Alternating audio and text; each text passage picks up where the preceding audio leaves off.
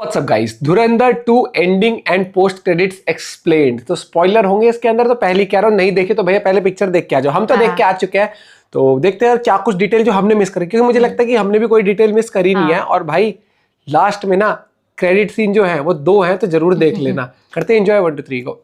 Dhurandhar the revenge actually अपने नाम को पूरी तरह से जस्टिफाई करती है, क्योंकि इतनी सारी डिटेल्स के बाद तुम्हें ये समझ में आ जाता है कि रिवेंज तो था, लेकिन उसके आगे का क्या, मतलब आखिरी में जो कुछ भी हुआ, क्या उसके बाद हमें एक्चुअली में पार्ट 3 देखने को मिलेगा भी या नहीं। एक एक करके एंडिंग और उसके आगे जो कुछ भी हुआ उन सारी चीजों के बारे में बात करना शुरू करते हैं हमारे एंडिंग एक्सप्लेन के कैरेक्टर वाइज फैशन में। तो सबसे पहले शुरू करेंगे मेजर इकबाल के साथ। अर्जुन रामपाल ने फैबुलसली पोर्ट्रे किया मेजर इकबाल के कैरेक्टर को, जो काफी ज्यादा इंटरेस्टिंग था। और अगर मैं इसको रियल लाइफ मेजर इकबाल से कंपेयर करने की कोशिश करूं तो बहुत ज्यादा कुछ है नहीं। इस मूवी में ये डायलॉग बोलता है जो इसको इलियास कश्मीरी से ज्यादा रिजेंबल कराता है। इनफैक्ट इसका लुक भी उसी के जैसा लगता है। लेकिन फिर मैंने इसके ऊपर थोड़ा और रिसर्च करने की कोशिश करी एंड आई फाउंड आउट कि जो 26/11 का पूरा मैटर हुआ था ना, उसमें इलियास कश्मीरी नहीं बल्कि मेजर इकबाल नाम का एक बंदा इन्वॉल्व था, जिसके बारे में बहुत ज्यादा कुछ पता नहीं। ये इन्फॉर्मेशन बेसिकली डेविड हेडली के इंट्रोगेशन से मिलती है, जिसने बताया था कि जो 26/11 के अटैक्स हुए थे उसमें मेजर इकबाल नाम का एक बंदा सब कुछ हैंडल कर रहा था। और हालांकि उसने वर्बली इस चीज की थोड़ी बहुत इन्फॉर्मेशन दी है, लेकिन ना तो कोई उसके विजुअल्स है ना ही फोटो। तो इसी वजह से मे बी धुरंधर के मेकर्स ने जो अर्जुन रामपाल का लुक है वो इलियास कश्मीरी के ऊपर रखा हुआ था। इस पार्ट में हमें उसका और थोड़ा सा बैकग्राउंड पता चलता है कि उसके पिताजी जो थे उनका नाम ब्रिगेडियर जहांगीर था, जो कि 1971 के इंडो पाक वॉर में इन्वॉल्व थे। एंड इकबाल के अकॉर्डिंगली उसके पिता ही थे जिन्होंने उनकी पाकिस्तान आर्मी वगैरह को धोखा दिया सीक्रेट्स को लीक करके। एंड पार्ट 2 के एंड में इसको भी वही आयरॉनिक एंड मिलता है जो हम सब लोग बहुत लंबे टाइम से देखना चाहते थे, ever since I actually saw that torture वाला पूरा सीन पार्ट 1 का। I wanted him to die that brutal death जो उसको मिली है। I would say कि सेटअप बहुत ही बढ़िया किया गया वो जंजीरों के साथ में, जो कि रणवीर सिंह को ऐसे पूरा जकड़ लेता है। And Ranveer uses the same move जो उसको आखिरी में क्रेडिट्स के टाइम पे ट्रेनिंग के दौरान यूज करते हुए दिखाया है। मतलब वो पीछे से जंप करके आता है, गिराता है, और फिर वो जो टांग काटने वाली चीज थी भाई, शेफ्स किस। एंड उसमें जो आदित्य धर ने पीक डिटेलिंग दी हुई थी ना कि दूसरी जो टांग है वो कट चुकी है लेकिन उसके शरीर से अलग नहीं हुई है, मजा आ गया भाई। खैर तो यहाँ पर मुझे कुछ बताने की जरूरत नहीं है, ही क्लियरली डाइड और अब वापस नहीं आ सकता। लेकिन ऐसे कैरेक्टर्स का ना कोई फेस नहीं होता। वो कहते हैं ना कि एक मेजर इकबाल मरेगा तो 100 मेजर इकबाल खड़े हो जाएंगे। तो this is how this entire machinery works. लेकिन चिंता की कोई बात नहीं है, क्योंकि उन्हीं सरों को काटने के लिए तो अननोन गनमैन हाजिर है। स्पीकिंग ऑफ विच, इस मूवी का एक बहुत ही बड़ा और इंपॉर्टेंट पार्ट था अननोन गनमैन का। कॉन्टेक्स्ट के लिए तुम अननोन गनमैन को ऐसे समझ सकते हो कि ये बहुत सारे स्पाइज हैं जो इंडिया की तरफ से दुनिया भर में ऑपरेट कर रहे हैं। And they are basically killing machines, Jaskirat की तरह, जो अपने सुपीरियर के ऑर्डर्स पे चीजों को एग्जीक्यूट करते हैं या फिर लोगों को। इनके कोई नाम नहीं है, इनकी कोई बैक स्टोरीज नहीं है, और इनके परफेक्ट एग्जांपल्स हैं आलम भाई और जमील जमाली। जमील वाले ट्विस्ट पे तो मैं आगे आऊंगा, लेकिन फिलहाल के लिए तुम इतना समझ लो कि जैसे हमको आलम और जमील इन दोनों के नाम, असली नाम नहीं बताए गए, इनकी बैक स्टोरीज नहीं बताई गई, this is actually who unknown gunman are. तो हमजा की लिस्ट में काफी सारे नाम होते हैं जिनको एक एक करके मूवी में एग्जीक्यूट होते हुए दिखाया गया है, जिसमें से एक बहुत इंपॉर्टेंट सीन था जहां पर हम अब्दुल रहमान मक्की को हार्ट अटैक से मरते हुए देखते हैं। ये रियल लाइफ में हुआ था सन 2024 में, और इस काम को अंजाम देने वाली जो कैरेक्टर दिखाई गई है उनको यामी गौतम ने प्ले किया है, जिसकी नेम प्लेट पे शाजिया बानो लिखा हुआ था, which was a very good reference to अभी जो रिसेंटली हक मूवी आई थी, क्योंकि उस मूवी में इनके कैरेक्टर का यही नाम होता है जो यामी गौतम ने प्ले किया था। I guess Aditya Dhar likes to reuse names for references and Easter eggs. फिर इसके बाद भुट्टोवी को भी इंसुलिन के ओवरडोज के साथ में मार दिया जाता है। तो ये जितने भी एग्जीक्यूशंस हुए हैं ना, ये एक्चुअली रियल लाइफ में भी हुए हैं। ईयर 2023 2024 के आसपास बहुत सारे अननोन गनमैन ने ऐसे एग्जीक्यूशंस को पाकिस्तान में कैरी आउट किया है। इसके बाद हम लोग आते हैं मूवी के एक बहुत बड़े प्लॉट पॉइंट पे जो हम बहुत लंबे टाइम से गेस कर रहे थे, एंड इट इज बड़े साहब। He turned out to be Dawood Ibrahim, जिसमें कोई सरप्राइजेस नहीं थे। जो चीज ने मुझे सरप्राइज किया एक्चुअली वो था कि उसकी हालत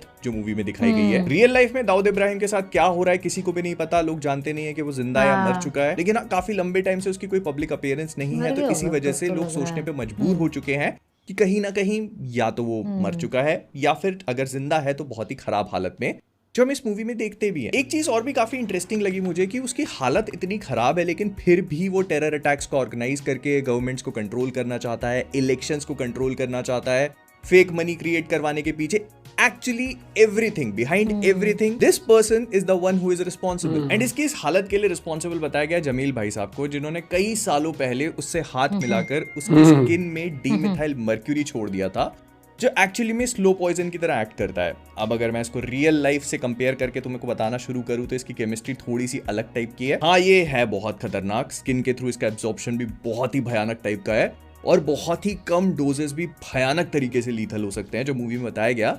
लेकिन इसके जो सिम्टम्स है ना, वो वैसे नहीं है जो दाऊद के दिखाए गए। ये बेसिकली एक बहुत ही पोटेंट न्यूरोटॉक्सिन है, जिसका मतलब ये है कि ये तुम्हारी नर्वस सिस्टम, तुम्हारे ब्रेन्स और तुम्हारी जो न्यूरॉन्स की माइलिन शीथ होती है ना, उसको इफेक्ट करता है। एंड हाँ, ये चीज बिल्कुल पूरी तरह से सही है कि अगर किसी भी इंसान के कांटेक्ट में बहुत ही छोटा सा लीथल डोज आता है तो हो सकता है कि वो कई दिनों तक, कई हफ्तों तक, कई महीनों तक कोई भी सिम्टम्स को फेस ना करे। लेकिन धीरे धीरे करके ना ये टॉक्सिन जो है उसकी माइलिन शीथ, जो कि न्यूरॉन के ऊपर की लेयर होती है, उसको खाना शुरू कर देता है। And since neurons can not heal, तो ये बहुत ही भयानक होता है। तो अगर असली लाइफ में दाऊद को दिया जाता तो उसका ब्रेन फंक्शन सबसे पहले इफेक्ट होता, मतलब वो ठीक से बोल नहीं पाता, चल नहीं पाता, उठ नहीं पाता, और उसके बाद उसका थॉट प्रोसेस खत्म हो चुका होता। मतलब वो जो इतना एफिशिएंटली अपने प्लान्स को एग्जीक्यूट कर पा रहा था, वो नहीं, ब्रेन फंक्शन रहा था, इट शोड कि उसका ब्रेन परफेक्टली नॉर्मल काम कर रहा है, सिर्फ उसकी बॉडी फिजिकली उसका साथ नहीं दे रही है। तो ये डाइमेथाइल मर्क्यूरी में नहीं होता। खैर, एनीवे, ये तो समझ में आ ही चुका है कि अब इसके साथ क्या होने वाला है, the condition that he is in. तब तक जमील भाई वहीं बैठे हैं उसकी चीजों पे कंट्रोल करने के लिए और उसको धीरे धीरे निपटाने के लिए। अगर उसने किसी दिन बहुत ही रैडिकल कुछ काम किया, उड़ा देंगे। Speaking of which, Jamil Jamali वाला plot twist was something I did not see coming. I am sure कि किसी ने भी नहीं सोचा होगा, लेकिन अगर तुम सोच के देखते हो ना, इट मेक्स परफेक्ट सेंस। इसकी बैक स्टोरी हमको नहीं बताई गई, बस वो आखिरी में बताता है कि 45 साल पहले वो वहां पर आया था, जो कि उसकी टाइमलाइन 1985 के आसपास की बना देता है, which also makes perfect sense कि येलेना इतना लेट पैदा क्यों हुई। लेकिन इससे भी ज्यादा ये बताता है कि Jamil Jamali was not just another dumb politician जो बस लक की वजह से अपने डिसीजंस को लेता चला गया, वो काम करते चले गए और वो पॉलिटिकल रैंक्स में राइज करता गया। नहीं, he was a very well thoughtful manipulator, जिसके लिए ट्रेन किया गया होगा। फिर ये सवाल पैदा होता है कि अगर जमील ऑलरेडी पॉलिटिक्स में, पाकिस्तान की पॉलिटिक्स में इतनी हाई पोजीशन पे है, तो फिर हमजा को भेजने की क्या जरूरत। तो दोनों कंप्लीटली डिफरेंट चीजें हैं। जमील साहब को भेजा गया था पॉलिटिक्स को इन्फिल्ट्रेट करने के लिए, जो उन्होंने सक्सेसफुली कर भी ली। हमजा ऑपरेशन धुरंधर का पार्ट है, जिसका मतलब ये है कि वो एक किलिंग मशीन है जिसको लियारी की गैंग्स को इन्फिल्ट्रेट करने के लिए भेजा है, मोस्ट लाइकली जमील साहब के कहने पे ही। तुम्हें अगर फर्स्ट पार्ट याद हो तो वहां पर अजय सन्याल खुद बोलते हैं कि लियारी की जो गैंग्स हैं वही आईएसआई और टेरर फंडिंग के लिए यूज करी जा रही है। तो वो इन्फॉर्मेशन उनको कहां से मिली? जमील से। और जमील अपनी खुद की इतने लंबे टाइम में क्रिएट करी हुई पोजीशन को सैक्रिफाइस करे बिना इस चीज को खत्म नहीं कर सकता था। तो इसी वजह से Hamza comes in the picture, जो ऑपरेशन धुरंधर के तहत इसी चीज के लिए ट्रेन किया गया था कि वो अंदर जाए, एक एक चीज को इन्फिल्ट्रेट करे और जब ऑर्डर्स मिले तो सबको खत्म कर दे, because he was made to be a killing machine। तो मतलब हमजा का जो पर्पस था वो था अंदर घुसना और सब कुछ तबाह कर देना, जो उसने किया। उसको पॉलिटिक्स में था, लंबा गेम खेला। इन्फॉर्मेशन कोई देनी है कुछ येलेना के ऊपर। तो येलेना जो है, शी फाइंड्स आउट कि हमजा जो है वो इंडियन एजेंट है, लेकिन फिर भी क्योंकि वो उससे प्यार करती है तो वो उसको कुछ करती नहीं है। तो अब इसका फ्यूचर क्या होगा? पहली बात तो ये कि शायद अब वो पाकिस्तान में रह ना पाए। वैसे तो इन लोगों ने इस बात को छुपा दिया था कि हमजा इंडियन एजेंट है, क्योंकि उजैर बलोच पे सारा इल्जाम लग चुका था। तो मे भी ऐसा हो सकता है कि अगर ये थोड़ी बहुत तिकड़म भिड़ाए, जमील साहब अपने खुद के कॉन्टैक्ट्स का इस्तेमाल करें, तो फिर उसकी बेटी वहां पर भी रह सकती है। लेकिन मूवी में एक छोटे से मोमेंट पे लोग वैंकूवर कनाडा को मेंशन करते हैं, जब हमजा येलेना को टिकट्स देके जाता है कि तुम वैंकूवर निकल जाना, क्योंकि यहाँ पर रहना सेफ नहीं है। मतलब तुम लोग को पता ही होगा कि कनाडा जो है वो खालिस्तानी मूवमेंट के लिए काफी बड़ी जगह बन चुका है और वहां पर बहुत सारी चीजें होती चली जा रही है, इंक्लूडिंग अननोन गनमैन की किलिंग्स भी। पिछले कुछ टाइम में अननोन गनमैन वहां पर भी काफी एक्टिव रहे हैं और जो खालिस्तान मूवमेंट से रिलेटेड फिगर्स हैं उनको असासिनेट भी किया है। तो मे भी ऐसा हो सकता है कि धुरंधर पार्ट 3 जो है वो इस चीज को एक्सप्लोर करे। सिंस हमजा पाकिस्तान नहीं आ सकता क्योंकि वहां की गवर्नमेंट को उसके बारे में पता चल चुका है, तो वो ऑफ कोर्स अलाउ नहीं करेंगे, लेकिन वो कनाडा तो जा सकता है। तो मे भी ऐसा हो सकता है कि धुरंधर 3 जो है इस वाले एरिया को एक्सप्लोर करे कि कैसे जसकीरत की कहानी आगे कंटिन्यू होती है। Basically he is on the same mission, बस अब जगह बदल चुकी है, लोग बदल चुके हैं, लेकिन मोडस ऑपरेंडी अभी भी वही है। फिर अगर मूवी के सबसे इंटरेस्टिंग एलिमेंट जसकीरत सिंह रांगी पे बात करी जाए, तो ये मूवी उसके बैकग्राउंड को एक्सप्लोर करती है। मुझे लगता है इसके बारे में ज्यादा बताने की जरूरत नहीं है, तुम मेरे ओरिजिन्स वाला वीडियो जाके देख सकते हो। It is like very close to the one that we saw. तो इसके पिताजी को एक छोटे से लैंड डिस्प्यूट के चक्कर में मार दिया जाता है, जिसकी रिवेंज लेने के बाद इसको सजाए मौत मिलती है सन 2000 में। फिर 2002 में इसको प्रोजेक्ट धुरंधर में इंडक्ट किया जाता है पुलिस के थ्रू ही किडनैपिंग को स्टेज करवा करके। अगर हम लोग इसकी टाइमलाइन को लेके चलें तो जो मुरीद के कैंप डिस्ट्रॉय हुआ था रियल लाइफ में अगर मैं लेके चलूं तो मुरीद के कैंप 2025 में ऑपरेशन सिंदूर के तहत डिस्ट्रॉय हुआ था। इस मूवी में हमको ऑपरेशन सिंदूर का या पहलगाम अटैक का कुछ भी नहीं बताया गया। हाँ, मूवी पुलवामा अटैक तक जरूर जाती है और उसके बाद सर्जिकल स्ट्राइक्स की बात करती है, लेकिन जो मैंने तुमको वो अननोन गनमैन वाले जितने भी एग्जीक्यूशंस बताए ना वो 2023-24 के आसपास होते हैं। तो क्लियरली ये मूवी एटलीस्ट 2024 तक तो गई है, मतलब 2024 तक ही वाज इन पाकिस्तान। फिर आता है एक बहुत ही इंटरेस्टिंग सीन कि वो अपने घर के सामने खड़े होकर भी अपनी माँ और बहन से मिलने क्यों नहीं जाता। तो ये एक बहुत ही ब्यूटीफुल मोमेंट है। Everyone wanted him to go inside and meet his mother and sister, लेकिन जब वो देखता है उनकी जिंदगी को ऑब्जर्व करता है ना तो ही रियलाइजेस कि उसकी अब वहां पर कोई जगह नहीं है। वो लोग अपनी लाइफ में मूव ऑन कर चुके हैं और जसकीरत का उनकी जिंदगियों में वापस आना उनकी लाइफ को डिसरप्ट ही करेगा और कुछ भी नहीं। प्लस इतने टाइम तक ना जसकीरत पाकिस्तान में रहा, वो इतने लोगों को मार चुका है, तो अब वो एक सिस्टम का पार्ट है।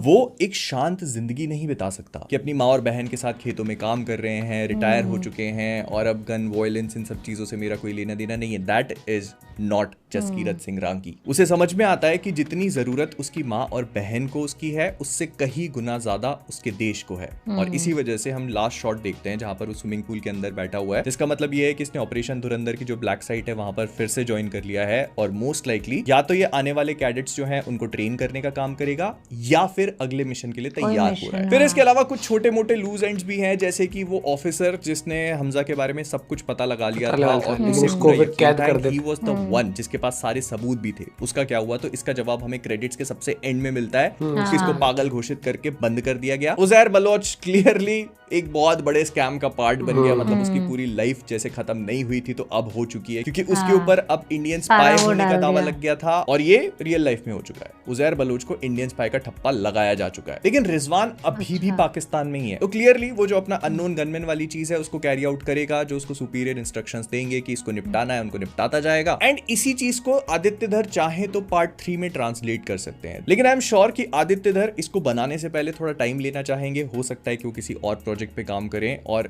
ही might just want to wait more, ताकि रियल लाइफ में अगर कोई बड़े इंसिडेंट्स होते हैं तो धुरंधर पार्ट 3 में उनको इंक्लूड कर सकें और स्टोरी के साथ बेटर कुक कर सकें। लेकिन अगर ऐसा नहीं भी होता है ना तो जियो स्टूडियोज वांट टू मेक धुरंधर 3, तो एटलीस्ट मुझे लगता है 2029-30 तक हम लोगों को वेट करना पड़ेगा इसके लिए। हो सकता है कि धुरंधर 3 जसकीरत की कहानी को कनाडा में कंटिन्यू करे, जहां पर मैंने जो खालिस्तान मूवमेंट वाली बात करी थी वो हो, या फिर ये भी हो सकता है कि किसी नए एक्टर के साथ नई कहानी को शेप दिया जाए जो उसी यूनिवर्स में ऑपरेट करेगी, मतलब एक और अननोन गनमैन जो पाकिस्तान के गैंग्स या फिर आगे जाके मिले हुए पॉलिटिक्स को इन्फिल्ट्रेट कर चुका है या करने की कोशिश कर रहा है, and then he carries out the same thing. But तुम सोच के देखो, अगर तुम यही सेम फॉर्मेट पे बहुत जल्दी जल्दी मूवीज देखते जाओगे ना तो तुम भी बोर हो जाओगे। इसीलिए आई फील कि आदित्यधर जो है वो अपना टाइम लेना पसंद करेंगे पार्ट 3 के साथ में, ताकि वो कुछ और डिफरेंट और बेटर और फ्रेश कुक कर सके। खैर, मैं मिलता हूं तुमसे अगले वाले में। तुम बताना तुम्हें क्या लगता है। टाटा, सब्सक्राइब मत भूलो। 5 लाख भाई देखो, मूवी में हमेशा ऐसे एंगल पर नहीं छोड़ा इस मूवी ने कि आपको ये रहे कि भाई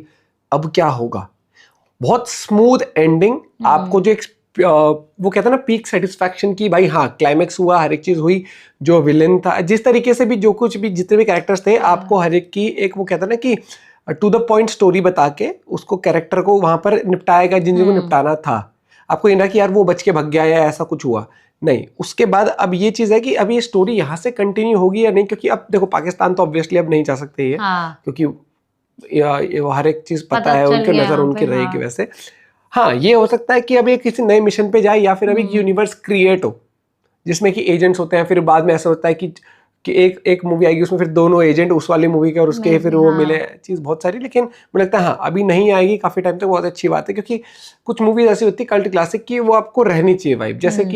जैसे बॉर्डर आई थी, बॉर्डर के बाद बॉर्डर 2 अब जाके आई है। अगर हर साल बॉर्डर 2 जैसे भूल-भुलैया इतनी आ जाती है, मुझे लगता है कि थोड़ा गैप आ जाता है ना, तो फर्क पड़ता है। और बाकी मूवी की मैं बात करूँ तो पीक डिटेलिंग रही है हर एक चीज की, आपको कहीं पर भी ऐसा नहीं लगा कि हम इस कैरेक्टर के बारे में ढंग से जान नहीं पाए। एक वो वाला होता कि जबरदस्ती की हो जाती कि चलो यलीना उसके साथ यहाँ आ गई है, वो फिर हैप्पी एंडिंग रह रहा है, बट वो प्रैक्टिकल नहीं लगता कि कैसे मूवी प्रैक्टिकल बनाए ना। अगर एक एक चीज तुम ध्यान से देखो कि हाँ भाई वो मतलब जिस तरीके से वो है, वो स्पाई है, तो वो रह ही नहीं सकता फैमिली के साथ इस तरीके से।